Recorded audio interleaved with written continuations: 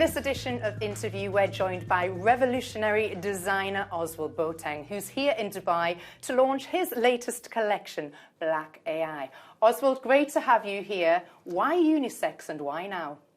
Wow, that's quite an interesting question, actually. I did this show a few years back in 2019. I did this huge show at the Harlem Apollo.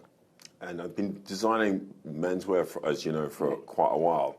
25 years? Yeah, 25 plus more than 25 years. Anyway, my daughter's always been complaining that I've not been making much for her, always for her younger brother. And so I sort of decided that I was going to do some things for women. Now, what was interesting, when I was doing this show, I created this collection with a few pieces of women's wear in it.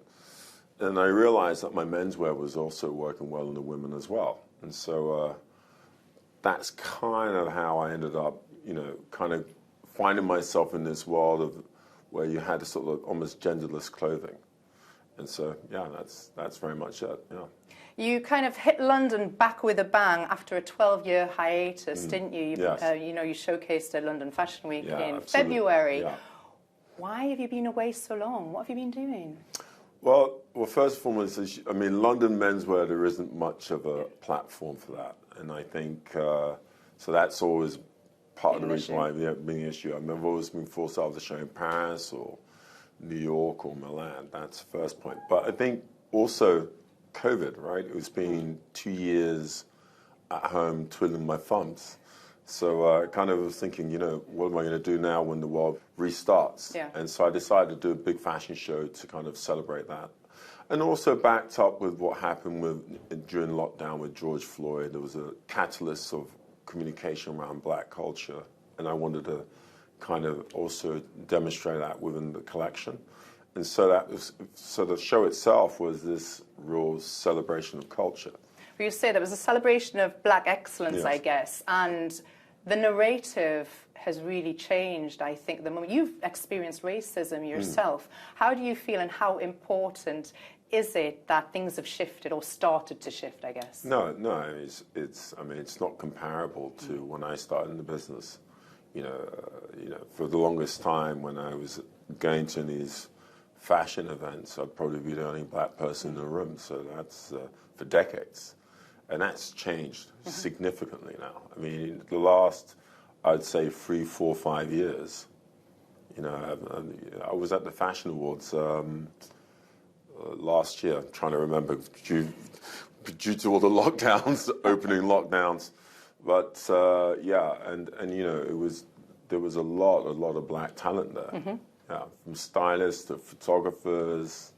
It's really good. So I want to talk a little bit more just quickly about Black AI, and it's poignantly named after the idea of black people, colour, you know, culture, and it explores, I guess, the artistic integrity that comes with that. Yeah. As well as your Ghanaian roots, where do you draw the inspiration from? So no, the inspiration is global, right? But my African roots are definitely within my work, in my use of colour, and my use of textile, and more importantly, more now than ever, I'm expressing that, you know, and I think there's space to express it. And also, you know, in this sort of experimentation and discovery of expressing that in my textiles, it leans itself really well to women's wear.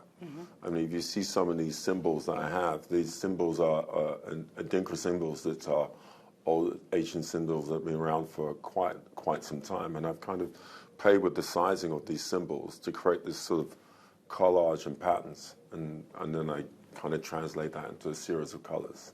As well as you mentioned earlier, your daughter was on your case asking you to, you know, do more women's wear. Is she involved in the work now? Yeah, in fact, I mean, involved in terms of social media, right? Because you know, she's what we call Gen Zs. You know, the Gen Zs control everything. So, and dictate so much, but she's helping me understand that. And in my last show, she invited a lot of, you know, the new talent, music, fashion, art, and so I had a really interesting experience in my collection where I was speaking to so many different generations, and that was really a great experience, actually, being able to, create a collection that spoke to so many different people. You've been applauded for global socio-economic development, particularly in Africa. Yeah. Why has that been important to run in tandem with your career? I think that's important mainly because look, I'm very interested in infrastructure development in Africa. And I just want to see development in Africa, full stop. Period. And there's a lot of reasons for its delay in its development. You could say some of it's political, but at the end of the day, it needs its chance to develop. It's going to be $1.5 billion to $2 billion quite soon. 60% of the undeveloped agricultural land in the world is in Africa, and so the development of Africa is very important for the world. So Made in Africa Foundation was effectively a foundation we set up to promote the Africa 50 Fund, which is a big infrastructure fund for the African Development Bank, and that was just focusing on. They raised something in the region of $3-4 billion. Wow. Focusing on infrastructure on the continent of Africa. You're playing this down slightly. I mean, you guys were advising presidents and world leaders, weren't you? What else needs to be made to build on that and push it to the next level? There needs to be a real understanding of the importance of the continent of Africa in terms of the world, right? Again, food security is a big issue. Sure. And so if we can develop that agricultural land in the right way, in a sustainable way, then it sort of is self-explanatory. And I think that's the issue. There needs to be more support. The right know-how needs to be given across and partnerships need to be formed. You're also a big advocate for sustainability within the fashion industry. Tell me why that is more pertinent than ever and how that applies to the new collection. Well, yeah. I mean, for the new collection, we make everything virtually to order, right? Yeah. But in terms of the business, we all know how the business is contributing a huge amount to waste, and that's just because of the way the business is structured. If I want to attract you as a client, I've got to have 10 different sizes, how many colors to get that 1 or 2 purchases from you. If I knew what you wanted from the start, then I wouldn't have to create so much. It could be more focused. And so the way the business works has to change. I think we have to get into a culture of learning to wait. So your thoughts on ready to wear are, your business model is the way forward? No, I would say it's the way forward.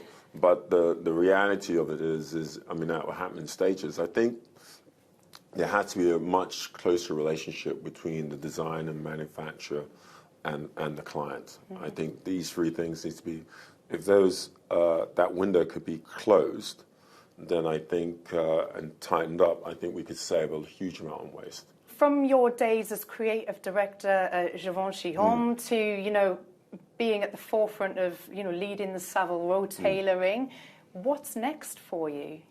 Well, I think now this region is very interesting to me. So I want to really expand and explore that. I haven't been in Dubai for quite a while, actually, about 10 years. And what I've heard and the development is pretty incredible, actually. It's a global place where everyone wants to come. I've got loads of my friends, and even in Hollywood, all over the world, telling me I'm going to be in Dubai in a way that I'd never heard before, right? Yeah. And so... no, it's good. And also, I have to say, just flying into the airport was so easy. It was quite a breeze, I have to say. When I think about Heathrow, it's a bit more challenging. Yeah. Well, Ozwald Boateng, it's good to have you back in Dubai. Thank Don't you. leave it so long next time. I won't, absolutely. Thank you for talking to us today. Thank you.